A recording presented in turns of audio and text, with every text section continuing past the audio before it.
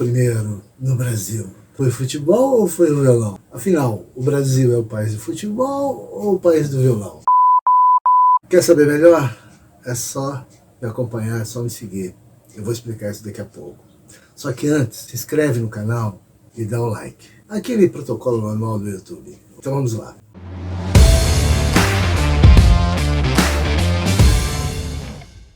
Bem, essa é uma história antiga, né? Na verdade, o violão, esse negócio aqui que está no meu colo, que a gente chama de violão, né? Aqui no Brasil a gente chama de violão. Em qualquer país do mundo é chamado de guitarra, né? Nos seus respectivos idiomas, é claro. Na verdade, nós deveríamos chamar esse instrumento aqui, o nome mais correto seria guitarra romântica do século XIX, porque foi na metade mais ou menos do século XIX que esse instrumento aparece com 6 cordas e tal, já com esse design, com essa estrutura. Mas a família das cordas, dos instrumentos de cordas, ela é muito grande, tem muitos antecessores, pois é vasta.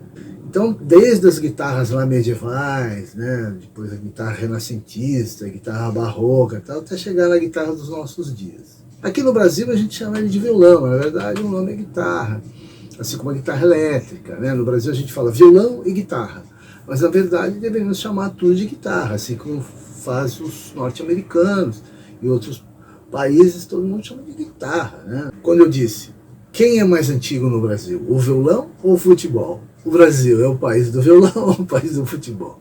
Para mim é o país do violão. E aí eu vou explicar por quê. Por volta de 1600, mais ou menos, os espanhóis entraram aqui em terras brasílias, por conta da colonização, da invasão que eles tinham feito em Portugal, tomado posse, provisoriamente, né, de Portugal e por conseguinte de suas colônias. Assim conta a história. E então eles vieram para cá, porque aqui já era colônia portuguesa, em 1600, tá certo? Então eles trouxeram a guitarra mourisca, que é a antecessora dessa guitarra aqui.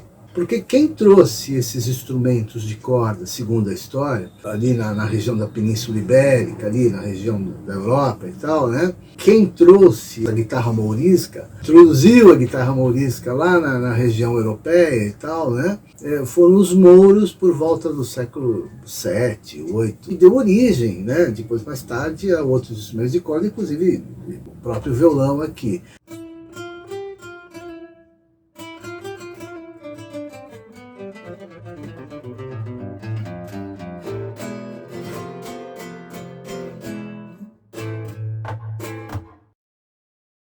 Essa invasão moura, dos mouros, fez com que a guitarra mourisca fosse introduzida naquela cultura e aí se tornasse mais tarde aquilo que a gente chama hoje de guitarra flamenca. E por isso que eu introduzi esse começo tocando.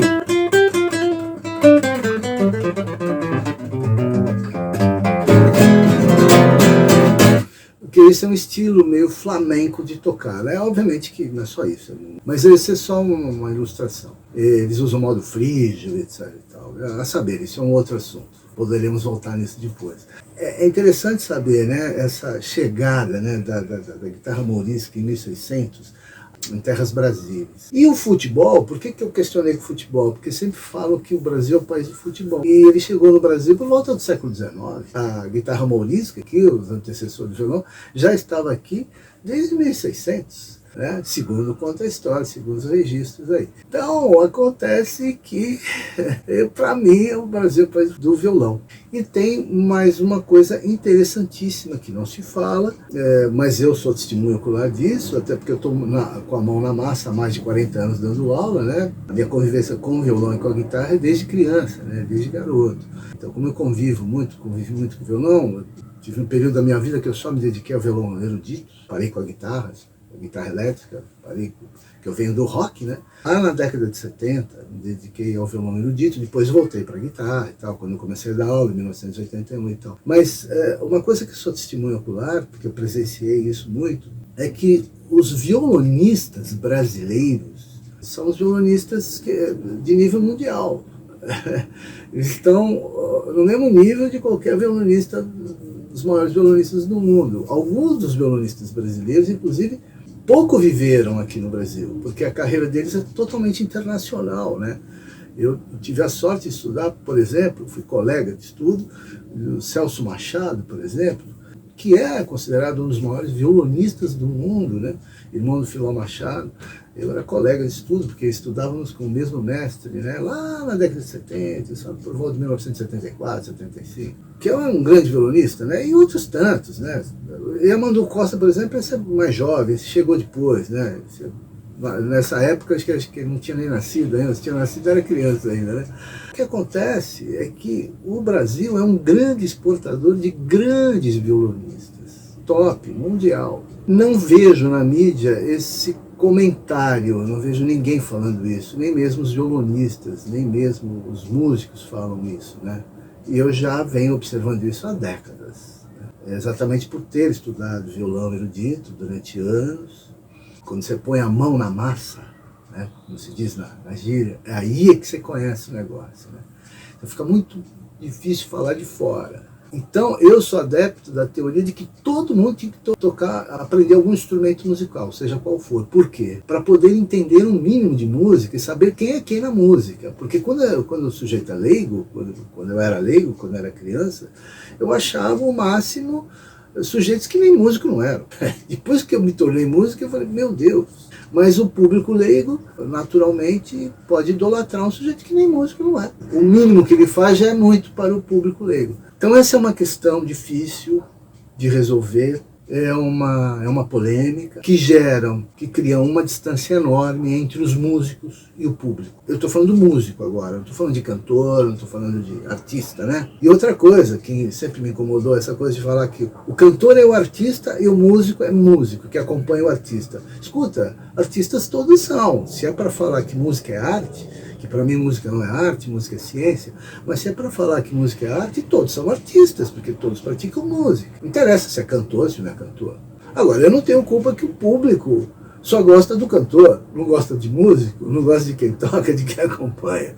É aí que falta um estudo de música para todos. Todos têm que ter acesso à música, todos deveriam ser músicos. Até porque, como diria Zucker Kendall, né, que é um musicólogo, o homo músicos, né, nós já nascemos, entre aspas, músicos, porque falamos, porque assobiamos, porque cantamos e tal, como um pássaro, por exemplo, que está assobiando aqui agora, está cantando. Então a gente produz música o tempo todo do ponto de vista sonoro, do ponto de vista dos sons. Quando eu falo, eu emito notas musicais também, porque isso é uma outra questão mais complexa, uma outra oportunidade, vamos falar melhor sobre isso. Eu acho que tem questões que poderiam ser melhor resolvidas se houvesse consenso. E os músicos poderiam ser melhor compreendidos e também ter mais justiça para eles, né? Porque eu sinto que muitos são injustiçados, né? Grandes violonistas que às vezes tem que tocar na noite para ganhar uma miséria e o cara tem um nível internacional. Houve um processo de deseducação musical ao longo das décadas, principalmente da ditadura militar para cá, que eu sou testemunho ocular. Se o ensino da música na escola até os anos 60 já não era grande coisa, depois dos anos 70 piorou porque foi tirado das escolas públicas o ensino da música. Bom, eu acho que mais ou menos eu dei a dica, né? Então, o Brasil, para mim, é o país do violão e não do futebol, porque o futebol veio 300 anos depois, é que chegou aqui, 250 anos depois, chegou no Brasil. Né? O violão já estava aqui desde 1600. E eu queria só fazer uma observação também, que eu me lembrei agora. Na década de 50, o presidente Juscelino Kubitschek, ele aprendia violão com um famoso violonista da época, né? Que entre nós violonistas até hoje é famoso, que é o Dilermando Reis. O Dilermando Reis, segundo dizem, andava a tiracolo com o Juscelino Kubitschek, porque o Juscelino exibia e falava, esse aqui é meu professor de violão, que inclusive era professor também da esposa de Juscelino, o Dilermando Reis. Então isso prova que nós já tivemos momentos melhores no Brasil, né? Não dá para falar tão mal assim dos períodos da história. O Brasil é um país excepcionalmente musical e, ao mesmo tempo, não reconhece os seus próprios músicos, e o leigo em música no Brasil não entende direito essas questões. Inclusive, o que eu estou falando é muito polêmico e pode soar como pedantismo, como arrogância, mas não é isso, é uma questão de educação musical. Quando você se educa, quando você aprende uma coisa, você muda de patamar. Bem, então, valeu, é isso aí, vamos para a próxima. Me segue, se inscreve no canal, dá like e tudo mais. Aí vamos adiante, tá bom? Até daqui a pouco, até logo mais.